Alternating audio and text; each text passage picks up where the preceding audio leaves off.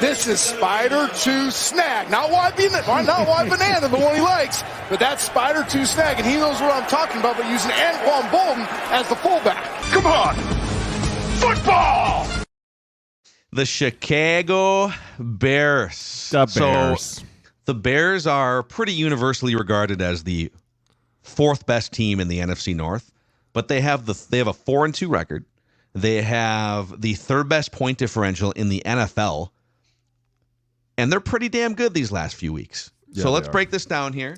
Caleb Williams, we're going to show you some of the chunk plays from Caleb Williams in this game against the Jags. Alex Boone, the Rhino, 16 years in the trenches between you and Jeremiah, 10 from you. Yeah. I played football in 8th grade, so I'm just going to chime in with some pithy comments here while you take us to school, sir. The Bears. The Bears. Dude, gotta love them. I love what they're doing. They're not throwing the ball 52 times a game anymore. They're starting to get out quick passes. They're making things easy. They got some trickeration going on. Cole Kmet's showing up in a big way. Keenan Allen. Cole Kmet long snapping too, baby. Dude, doing it all. But you know who, you watch these games, and I always go to this guy right away, is DeAndre Swift.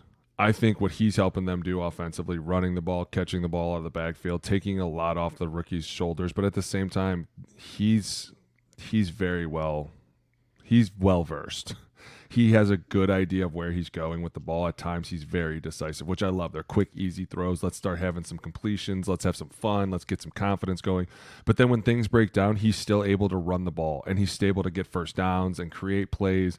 Dude, and their defense is playing really, really well, which is, I'm telling you what, this North has become super exciting. It's a fun division. It's going to be an all-out war for the end. I'm excited. It's going to be fun the next 2 months. So I'm going to run some of these plays here, some of the big plays from the Bears offense. If you're new here, maybe you're a Bears fan, click that subscribe button and the like button, and tell some friends about the O-line committee, where we talk about football and break down film from an offensive line perspective. Okay, let's roll it here.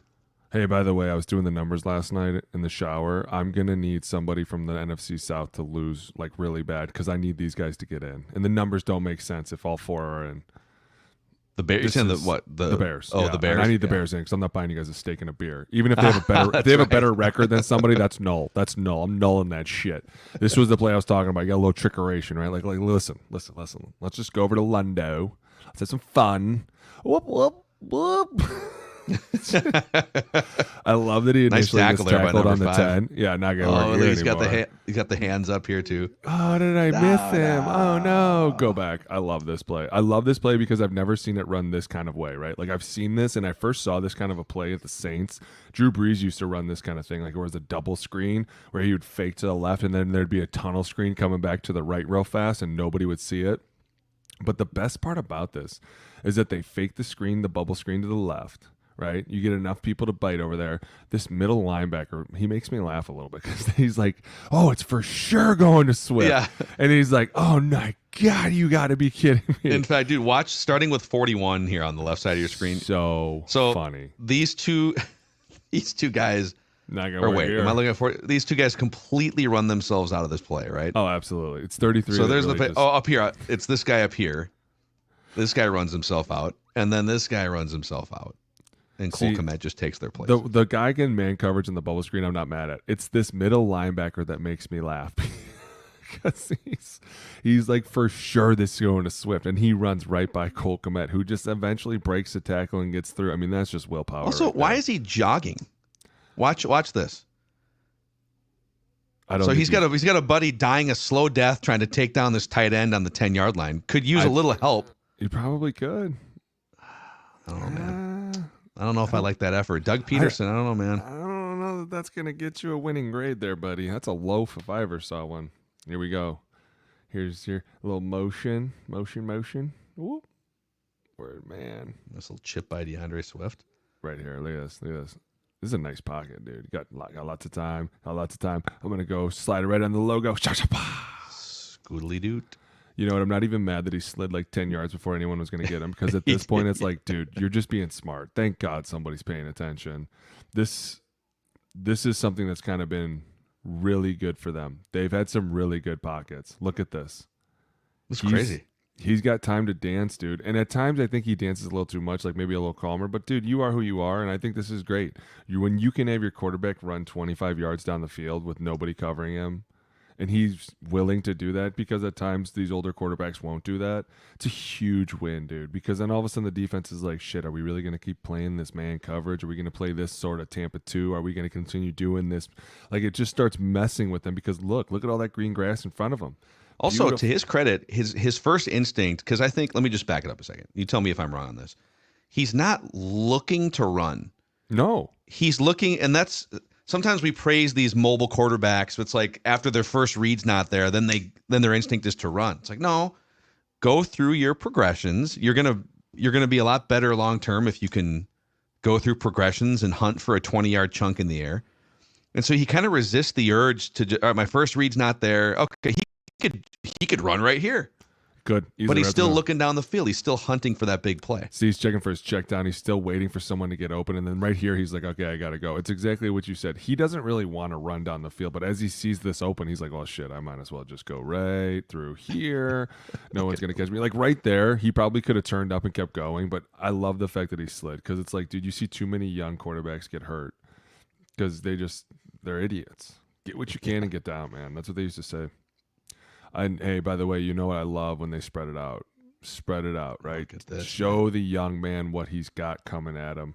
What if it's nothing, then you go through your progression. Once again, 2 rookies meeting up, Roma Dunze. I love the way he plays. And I love this connection that they have. Does anybody, maybe one of the listeners can drop this in the comment section? Because he threw for 304 touchdowns, right? Yeah. How many times in Bears history has someone thrown for 300-plus yards and 4 touchdowns? You want to hear something disgusting? I actually wrote this down as one of their stats. He is tied for the rookie record of touchdowns for quarterbacks. For a Bears quarterback. Yep. Yeah, 9. And I'm trying to think. Who was that including? Jim McMahon. McMahon had 9? Yeah. How many did Kramer have? This was back in the 90s. I'm not sure, but once again, they're not a high bar, but he's gonna smash it wide open, right? Like, this is a win for them. And once again, we're dropping 3. I don't know the situation in the game, but if you're gonna let him sit back there and just dice you up like that, this is what you get. I mean, there's no pressure on him. He can clearly sling the ball. He can clearly get out of trouble if he needs to. He's rounding out into a really good quarterback for a young player. Also, curious your thoughts, because we did a couple breakdowns.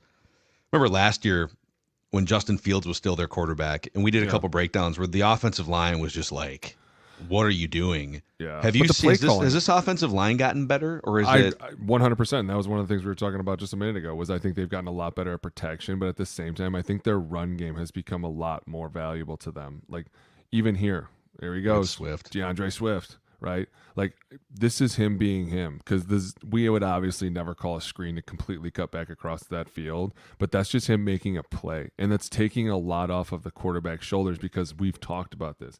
If you can run a screen effectively in a game, you will instantly slow down the pass rush, because anytime they feel like they're beating you, they're going to be like, is this a screen? Like, even right here, the defensive end, he sees that it's a screen, he still continues outside, and now this ball should technically cut right up the numbers. Go to the left, Brody. The left. So he should go around this way. Correct. Okay. He's 76. He's like, I got you. But he makes a great play, and he cuts back across the field. You're on your own if you do that. But, hey, look what he does with it, right? Yeah. Put the ball in the playmaker's hands. And once again, easy completion, decisive throw. If it's not there, get rid of it.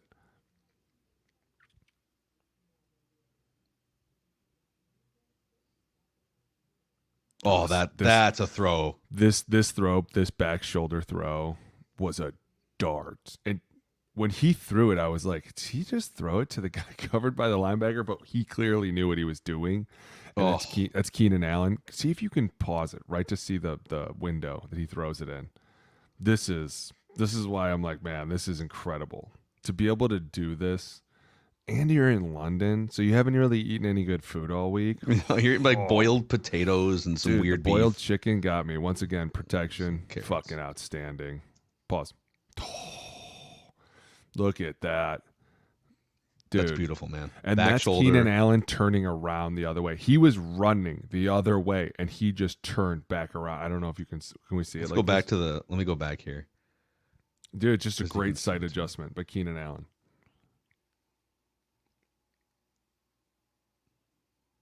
Three by one. Here we go. Good pocket here, too. Look at this. Steps right up. Oh, it's great. Great pocket. See how he's looking over his left shoulder, and he just flips all the way around. Keep going right there. Oh.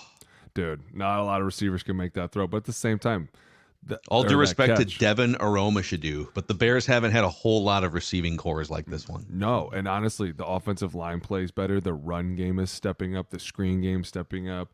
Everything is becoming really, really fun to watch. Whereas, like you said last year, we were like, what the hell is this? What are they doing? Strike.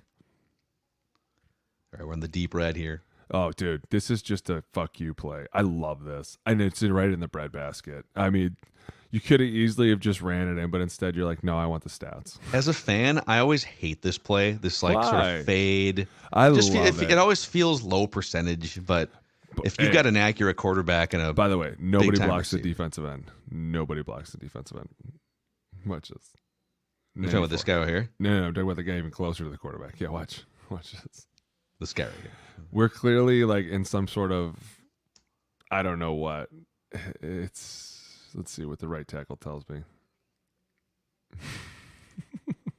Wow. I know. Didn't even block. Why choose to not block him? Technically, if I'm looking at this correctly, they're A-ing backside, so the left tackle should be digging out 94. But that's where it becomes really interesting because this is duo. Clearly. Got it. Okay. And I'm wondering if he's thinking, because technically there's no one to A2. Go back a little bit. Is this okay? Is this just like Caleb and is it Keenan who caught this pass? Yeah. Are they the only ones that know that he's throwing that ball? Yeah. Well, no, we all know they're throwing it, but you're not blocking for that. I'm blocking for the run. Dude, we actually scored our last touchdown in the championship on this exact play. We ran your 13-year-old championship. We ran 53 duo alert fade, and he threw the fade just like that, and it was right in front of the kid's mom. I swear to God, I could not have scripted. Even the ref came over to me and was like, "That was incredible." I was like, "Dude, the Bears are going to do it on Sunday. Just watch me." But no, right? As you're looking at this, I'm sure the left tackle just mis-ID'd this because go back a little bit. Technically, if you're running the ball, that 49 is off the ball. He's not really off the ball, but he's the farthest away from the ball. But here's the problem, and we started to talk about this, but then we talked about the fade. Pause it. We're clearly deucing front side or dooming. We call it doom to the mic because the M in doom tells you you're going to the mic. They're dooming to 33. 26 is never in our count because he's a safety, so he would never count. So right now, I don't know who you're aiming to, but a lot of times coaches will tell you, hey, A to nobody, because I'd rather have the double team in the middle and just have that tackle cut off that end than having you three go 3 for 3, which becomes a little bit harder in the run game because then you have to watch angles and shit like that. So you're like, hey, just keep the double teams on. If that guy backside makes it, he makes it. So if anything, I would say it's probably an ME on the left tackle. So, but it is like one more dumb question. Let's go back to this. Never a dumb question. So this is a play action, right? Like, no, or is it designed as a run? And at what point does it turn from, oh, I'm actually not going to hand the ball off, I have a one-on-one matchup for a perfect fade? Go back a little bit to the wide zone. Okay. Right there. I'm doing it. Why? Because he's a foot taller than that DB, and that's fucking Keenan Allen. You know what? I'm going to throw this 50-50 ball, and he got me. But when the ball is snapped, DeAndre Swift has to think, I'm getting this ball until it's not there, right? If I was D Swift, I'd be like, he's probably throwing that 50-50 ball. Okay. I mean, but if he hands it to me, I'm not surprised. Yeah. He just knows that if he backs up like that to get the hell away from him because he knows he's going to throw it. Little play action here. Look at this, man. Oh, watch him get away from trouble. Watch this. Hey. Oh, my gosh. I mean, Mr. Reliable, dude. Tell me that's one of those no, yes. That's the most Jason Kelsey-esque thing I've seen all year, dude. I love it. I love Cole Kmet. Yeah, this is very early Mahomes Kelsey. I didn't want to say anything. I didn't, but it has a little esque of it right there when he backtracked over, and then right here when he's like, oh, I'll just throw it to you. You'll get me out of trouble. I mean, dude, this is... Look at that body position. Oh, go, young man, go. Watch him throw a little. When he runs out of bounds, he kind of taunts the sidelines because he knows it's a badass play. It's a great job by Swift, too, to step up in there and block. I mean, they obviously bring more than you can handle. This is a great job. Look at this. Dub. Wow. What a freaking play, man. Dude. Let's do it one more time here, just for fun. This is a great play. The Bears. The Bears, man, 4-2. They got a workable schedule. I mean, it does pick up. I will say they've played the lighter part of their schedule, and they have a ton of division games against the best division in football. But I mean, don't get me wrong. They haven't hit their divisional games, and that's going to be interesting. But at the same time, dude, to come out and put up film like this, show that you're being creative, show that your rookie quarterback can move the ball, throw the ball, run the ball, get out of trouble, make Mahomes-esque stuff happen. It just puts more defenses on notice. And at the same time, the O-line's playing better. I mean, dude, the problem is they're in one of the toughest divisions, man. I was doing the numbers, and if all four go, then you're really hoping that the other three divisions are soft all the way across. And that's where it's going to get interesting. Yeah. Well, you've got, the NFC East right now. The Cowboys are a disaster. The Eagles have, it's even the that's West probably is a one-team division, right? Dude, the West is helping you. The leader is 3-3 right now, right? But here's where you're getting screwed: the South. Damn! You need the Bucks or the Falcons Bucks, dude. Well, and hey, obviously Jay was sending us. People were laughing at us yesterday about our show, but at some point, that division's going to be interesting because you do have the Bucks and Tampa, and they went at it already, and the Atlanta won, and it's like, man, that really makes that division very interesting. I was really hoping the Saints would be good too, but man, they've kind of faded off at the same time. But it just makes it so fun for the North, right? Like all these teams that for years have been reeling, the Bears. Now all of a sudden people are like, holy shit, they're really good. But the problem is the other three teams in your division are really, really good, and it's going to be interesting. Yeah, it's going to be. There's a chance that all four teams could finish with 9 or more wins, which would make it, I think, the best division since the alignment, the 4-team conference alignment back in 2002. Bet push if they have a better record than a team that gets in? Let me check the steak and a beer board here. It specifically says, Alex, Bears make playoffs. Steak and a beer. What if they're like? There's no gray area here. You're in a good spot, dude. They're 4-2.